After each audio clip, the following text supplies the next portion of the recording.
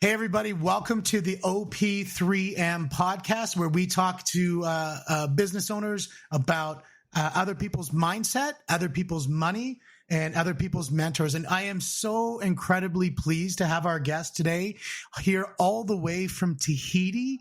It's one of those places you always hear about, but you don't know anything about. And so we're going to today learn what is it like to be a business owner in Tahiti in the middle of paradise. And man, I was looking at some of those pictures. Holy cow, what a beautiful place to live. We've got Heiarii here with us. He is the owner of LBP Imports. He is the owner of Le Bon Plan Tahiti. He's the owner of Tenations Tahiti. And his newest and latest is the HT Life Changers coaching business. So, Heiarii, welcome to the podcast, and we are so pleased to have you. Thank you. Thank you for having me. So first of all, what I want you to do is just share with our listeners a little bit about yourself and just kind of talk to, what kind of got you started in being an entrepreneur and kind of catch us up a little bit about you. Okay. So I was born in Tahiti, and when I was 5, we moved with my mother and my stepfather to the States. I lived 2 years in Oregon and 5 years in Marin County in San Francisco. And then from there, we moved to Israel. We lived there, I lived there 7 years. And then I came back to Tahiti when I was about 18 or 19. And I started working and then about 5 years, 5 years after starting working for people, I hit the lid and I couldn't evolve anymore. So I said, I'll start doing my own business. But so I quit my job, but I didn't know exactly what I would do. So I took about a year to search myself and all that. And with my girlfriend at the time, we went to Israel to visit my family. And my girlfriend, she loves fashion jewelry. So we went to a shuk, to a market in Tahiti, in Tel Aviv in Israel, sorry. And the prices were really low compared to Tahiti. And she's like, oh, wow, this is like almost $40 in Tahiti. And it was only like a couple of bucks to buy it. And then I said, oh, wow, okay, so let's try we bought for about $200 US dollars, which isn't a lot. And we brought that back to Tahiti. And that's how Temptation Tahiti started. And so with that 200, we made about $1,000 of benefits, and then we started selling at flea markets and at parking lots, and really simple. Awesome, man. Just a simple sales and stuff like that. And Gary V would be proud. And so I liked it. I liked that process a lot, and I never thought that I would own a fashion jewelry store or something like that. So we did bigger events, trade events, and started getting a little bit bigger. And then we opened our first store in a small town, not in downtown, not in the capital, but further away, because rents. And here, when you in Tahiti, when you go to let's say get in a retail space, you have to pay the contract a entry fee. So it's the minimum entry fee in Papeete, the capital, was about 50K US dollars. And, Holy Toledo. For me, it wasn't possible. It wasn't possible. So I did smaller stores all around. Yep. And then Then I finally managed to get a store in the capital, but I negotiated with the owner that I could pay him monthly, the 50K. I would pay him monthly until I pay him the whole thing. So he agreed, and when it was blooming, when the business was really blooming, we had 5 stores. We had five That's stores. amazing.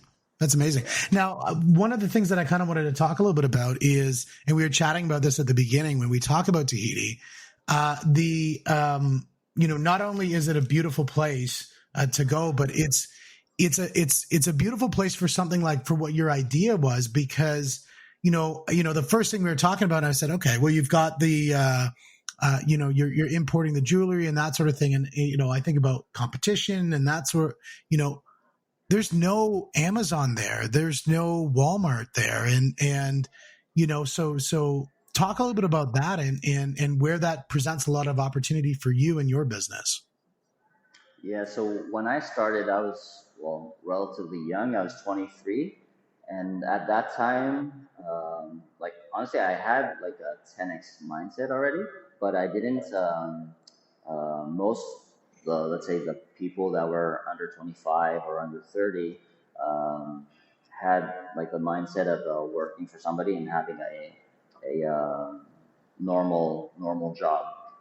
So like all the opportunities would come if you go and sacrifice, like let's say the safety net of the job and the paycheck.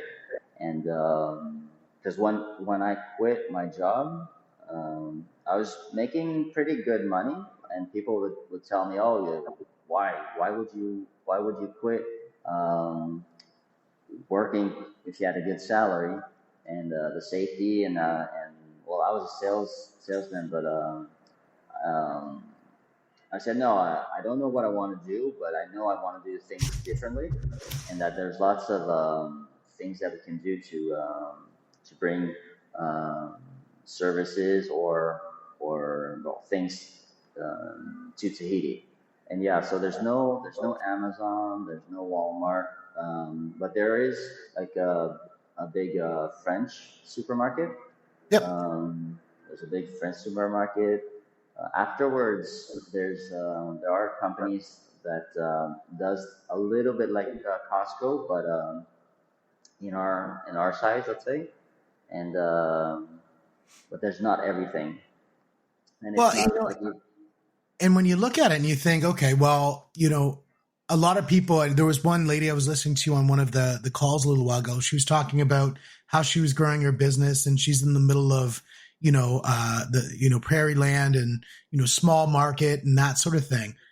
Um, you know, where you are, talk a little bit about what your population is like and the density. Like it's staggering when you look at, you've got 5 stores. Are you at 6 stores now or? No, so the 5 stores was like in 2010, and Yep. then there was well, before that there was the housing crisis in the states, and Yep. that affected us later.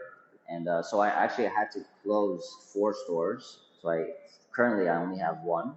So that Yep. was, let's say, um, one of my first, let's say, failures as a businessman.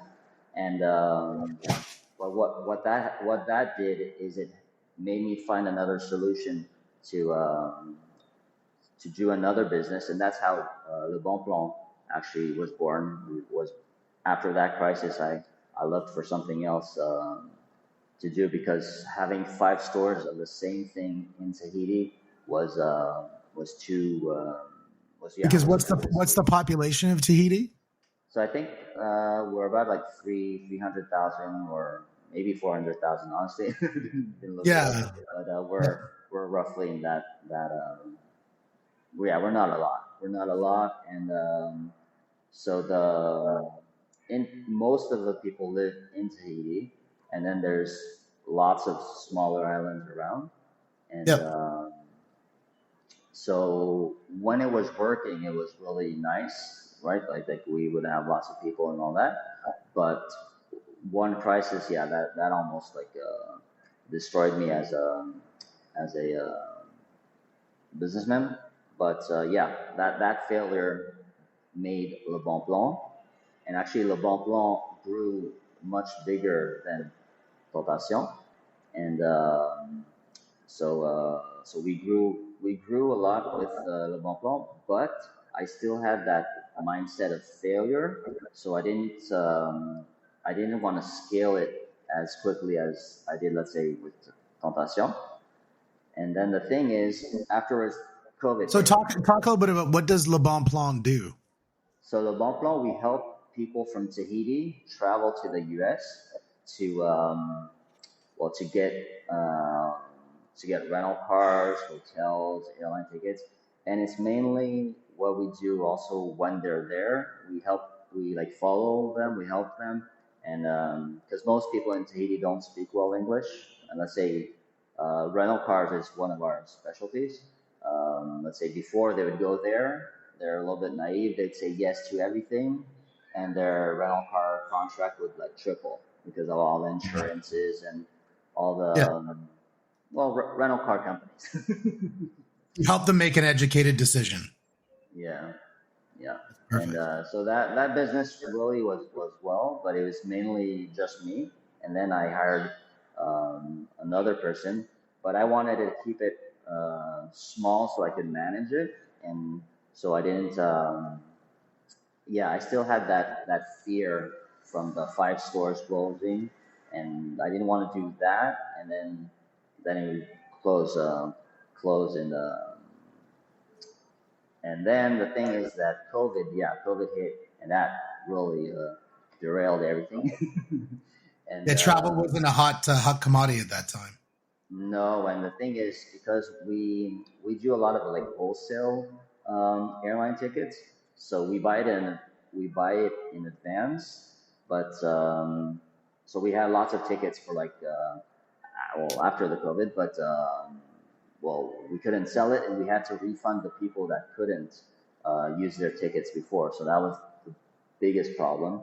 So actually, Ouch.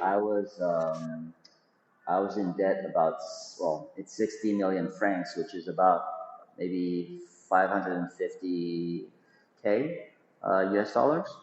So that's what I Wow. owed. That's what I owed, like customers and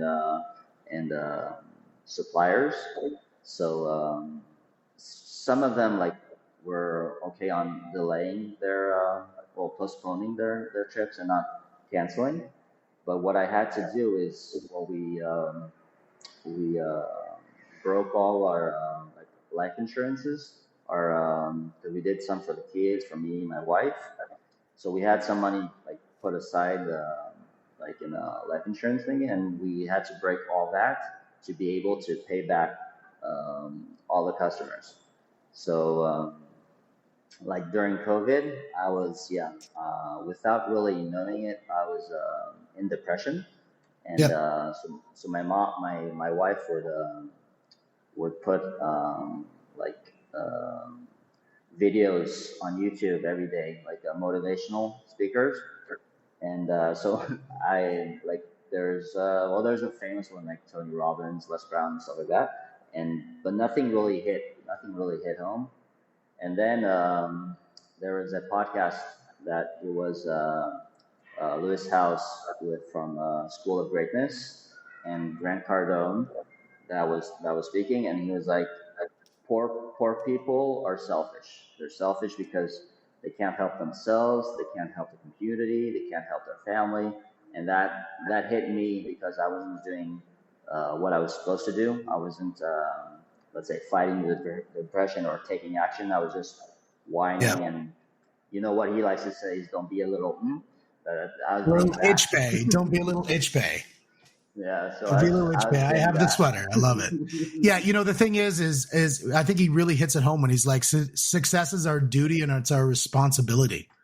Yeah, And I think that's it's funny. You went over one hurdle and then you immediately ran into another one, yeah, right? And then you ran into a moment. And man, it sounds like you have an unbelievable wife to be constantly, feeding you with information of positivity and motivation. Les Brown is one of my all-time favorites.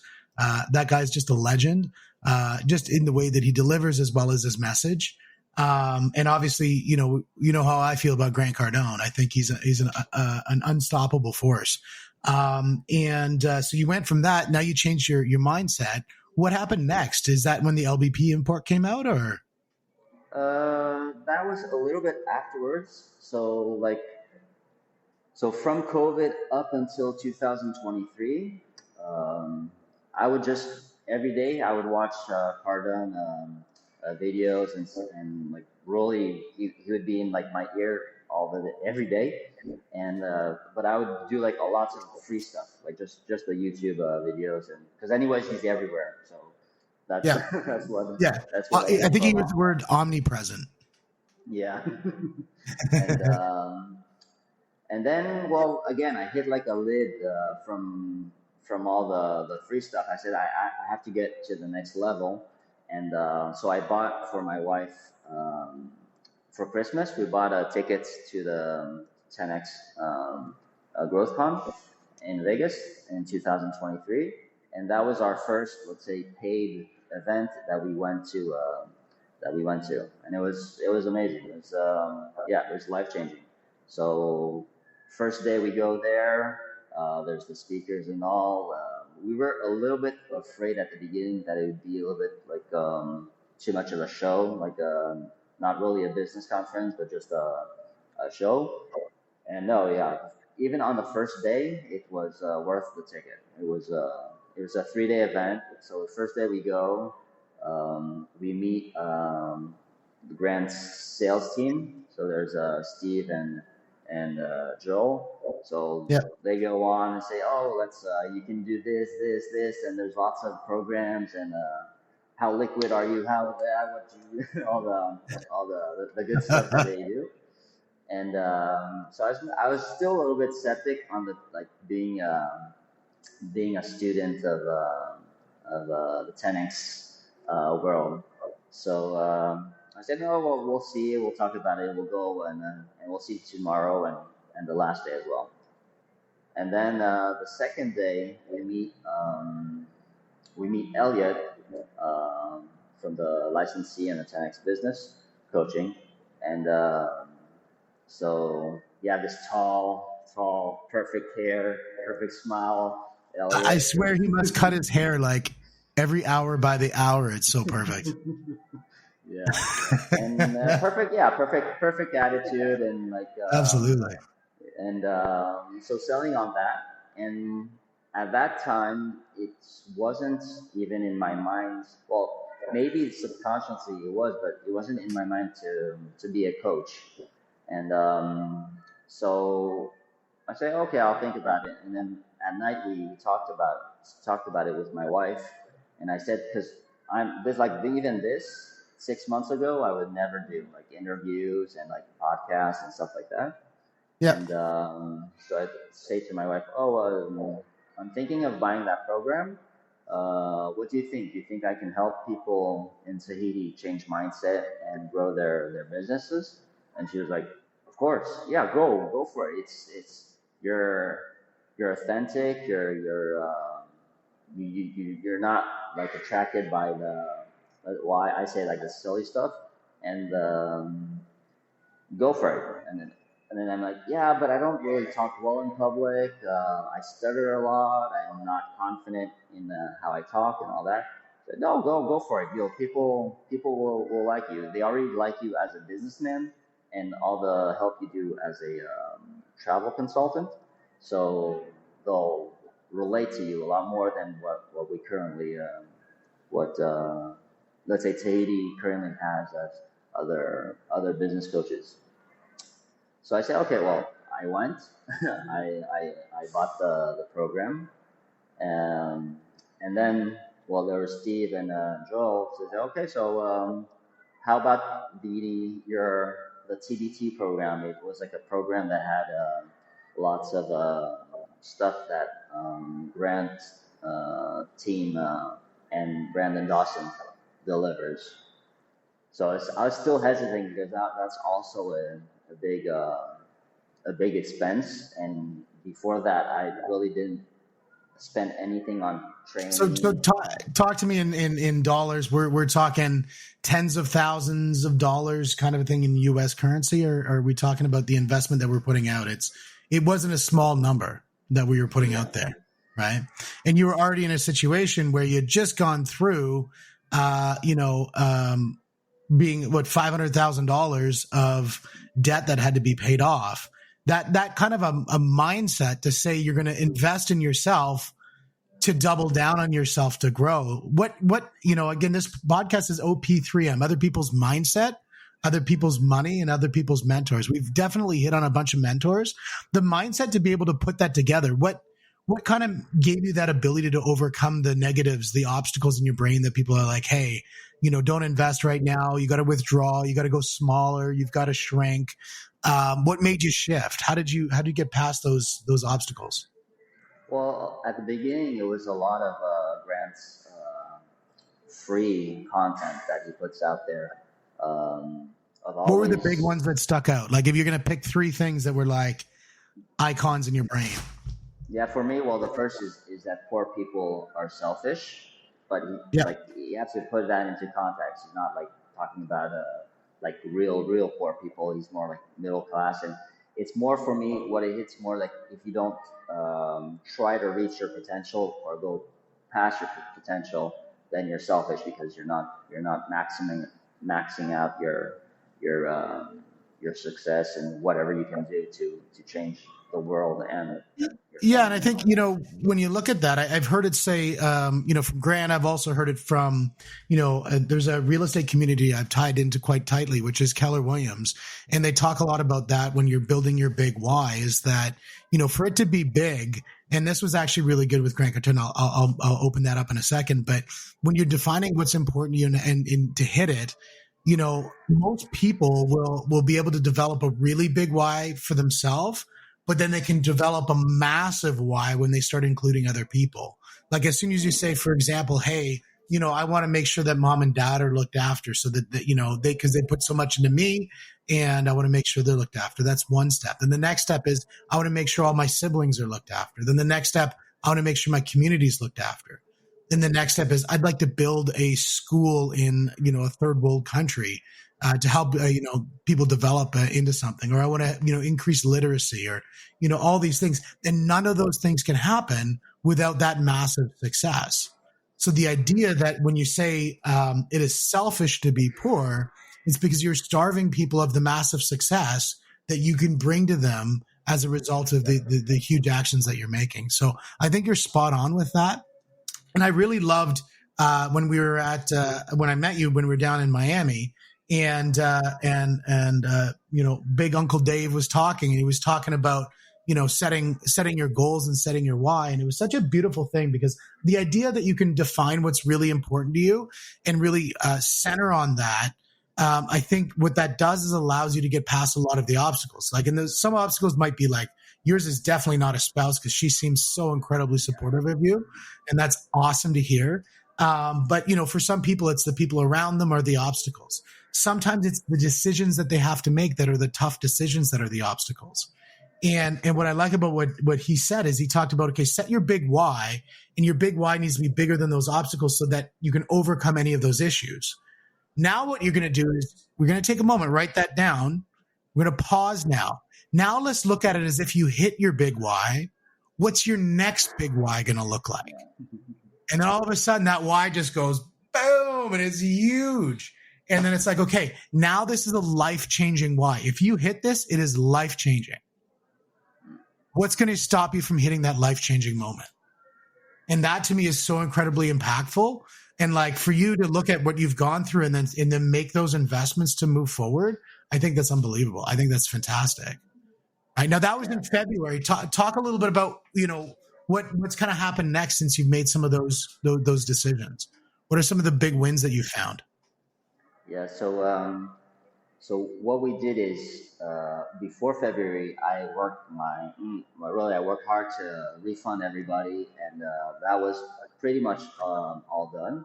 And Sorry, you then refunded everybody. So $500,000 US dollars, you were able to refund to all of your prior customers through which business did you do that through? through Le Bon Plan, through That's the amazing. travel consulting. Good for you, Yeah. man. That's awesome.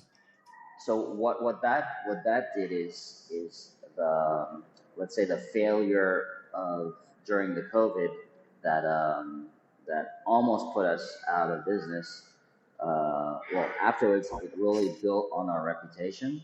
So now people know that whatever happens, I will do everything to refund them, because Yep. there was other companies that do similar work.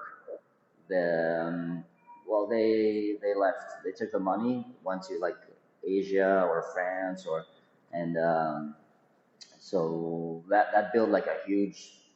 We already had a good reputation, but that like solidified our our yeah, our reputation. And then I said, I have to scale my business and to be bigger than any let's say crisis. So if there's another crisis, I can be as so big that it doesn't affect me like it did the last two times. I And think, and it's funny because we talked a little bit about age, right? And I think you said you're turning the big 4-0 very soon as a result of this, or sorry, the time of this podcast very soon. And it's interesting to look at, we've had already so many crises happen of different, magnitudes across the states, across the world. So what that tells us is there's always going to be another one. yeah, Like we're never going to go through a period where it's like, oh, well, hey, there's no crises. There's always going to be one.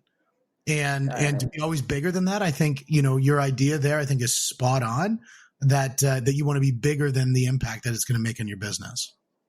yes, and also like when you look at history, and even when in the 10x community, they always say that crises like that, let's say the rich or the wealthy get richer and wealthy because they have systems, or they have opportunities that they can go and jump on. As if you're just relying on your month to month paycheck, and that you're having difficult times just doing those two times, then you don't have any power to like jump on opportunities. And That's right. so that's mainly what I wanted to do in February. So I invested in February. I think it was about 70K. The business coach and the TBT program. It's a 10x 360 and stages and business bootcamp.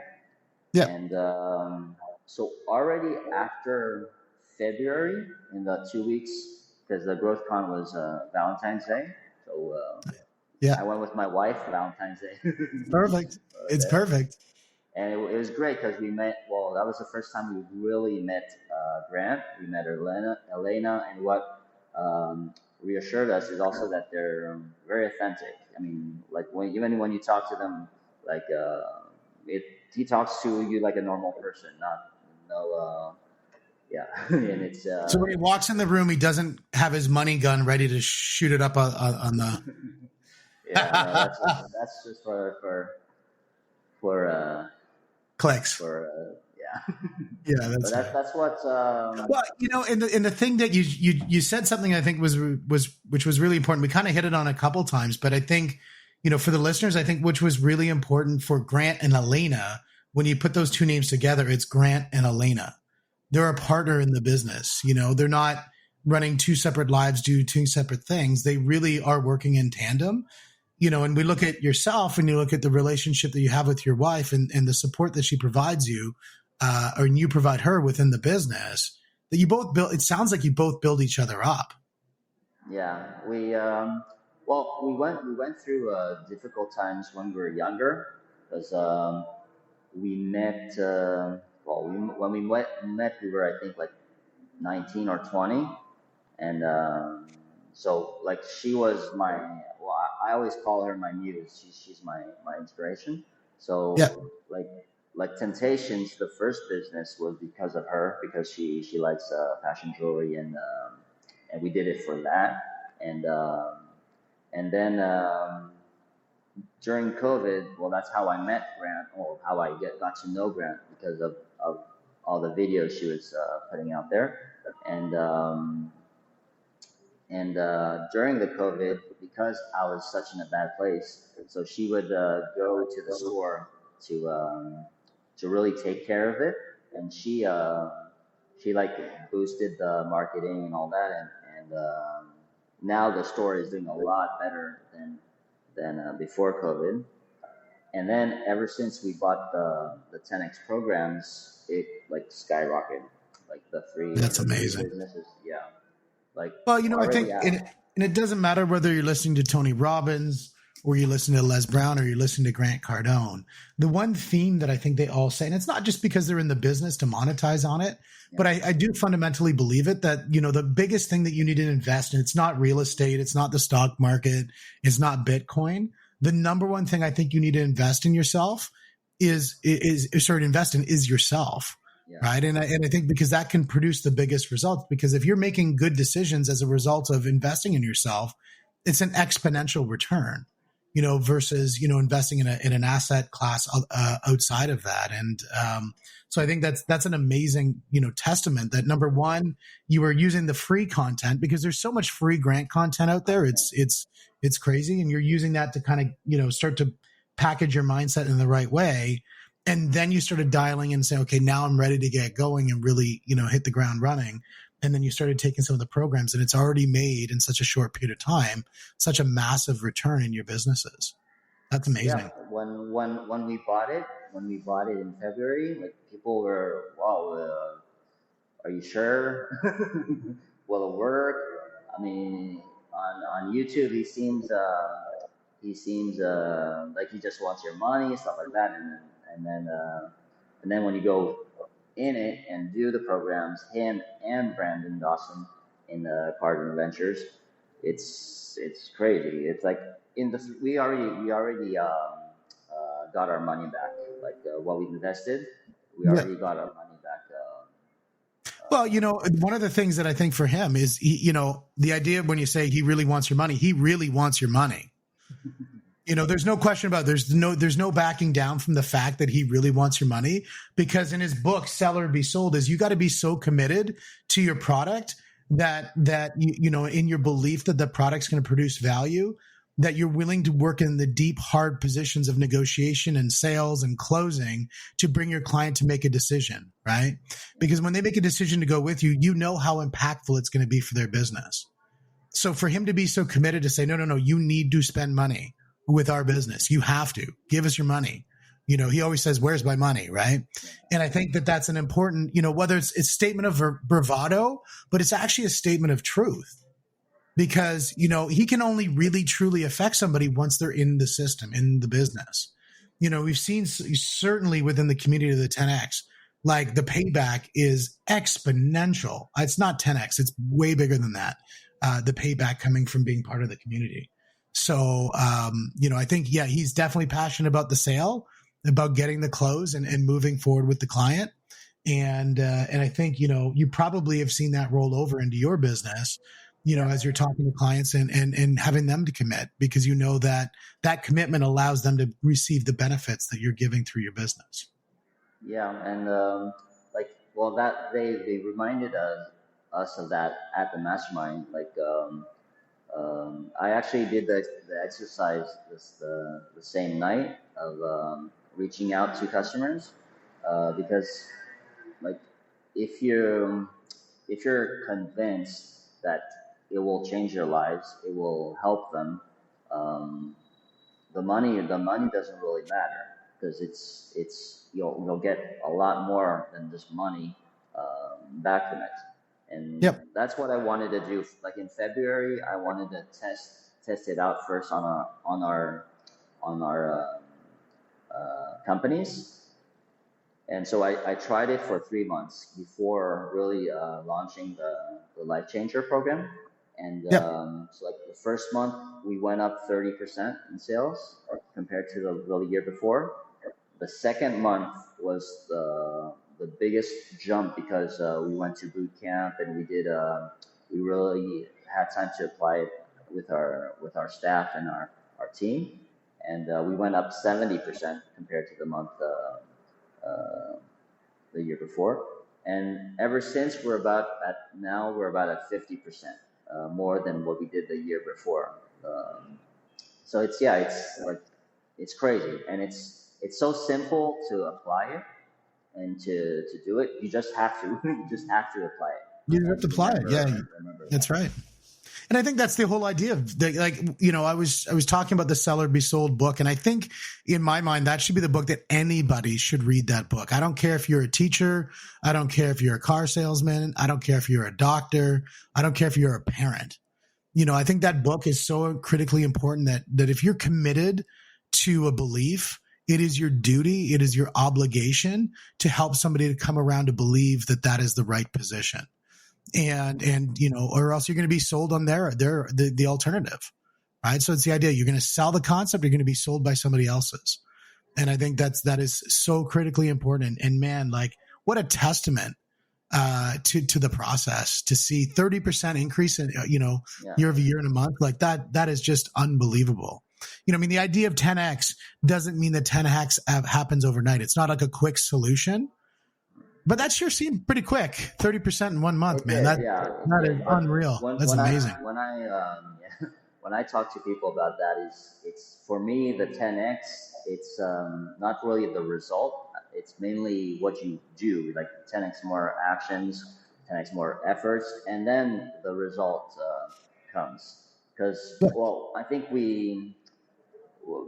unfortunately we grew like into let's say like a lazy population worldwide. We want things fast without doing much effort.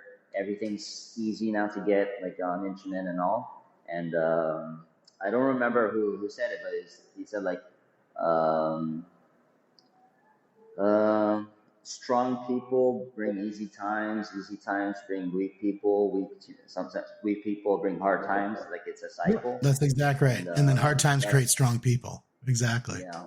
And that's what I saw, like in my businesses, in my failures. It's my failures that like boosted me up and made me, like allowed me to find different things and really grow. Like when I look at all the bad stuff that happened in my life, even personal,